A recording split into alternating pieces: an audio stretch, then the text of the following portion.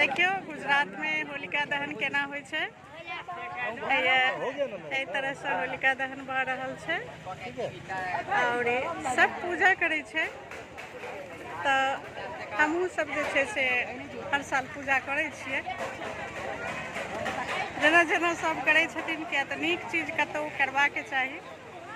एहिठमन पंडित जी सब रहे छथिन, पूजा कराबै छथिन। देखियो एहि तरह से चारों तरफ जे छै से पूजा कयल जाइ छै। हमहूँ हैया पूजा के लिए हैया थारी अन्ने छलिए और सब चीज चढ़ा कऽ एहि तरह से जे छै से पूजा होइ छै। एहिठाम देखियो एहि तरह से पूजा होइ छै और होलिका दहन भऽ रहल छै।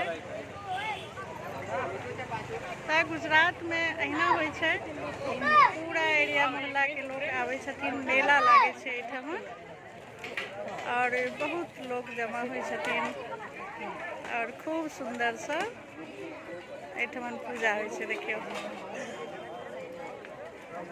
देखियो एखने धंधरा होइ छलै हन, लेकिन आब अहिना जरैत रहतै भरि राति और पूजा जे छै से अहिना होइत रहै छै। चारों तरफ पंडित जी आबै छथिन, पूजा कराबै छथिन। सब साथ में पूजा होइ छै। हमरो सबके पूजा सब भऽ गेलै हन, तहन कहलिए जब एकटा वीडियो बना लै छी। और देखियो एहिठाम चारों तरफ पंडित जी पूजा कराबै छथिन और एहि तरह से गुजरात में होलिका दहन होइ छै। बहुत सुंदर लगे छै, या तऽ कनि पूजा पाठ पति पत्नी मिल के करे छै, पूरा परिवार मिल के करे छै।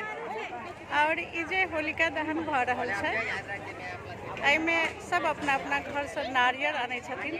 नारियल के पूजा कऽ के ओहिमे चढ़ा देल जाइ छै और यह छै किछु ने किछु बढ़िया रीजन होइ छै। तऽ हमहूँ सब जे छै से सबके संगे मिल के पूजा कऽ लै छियै।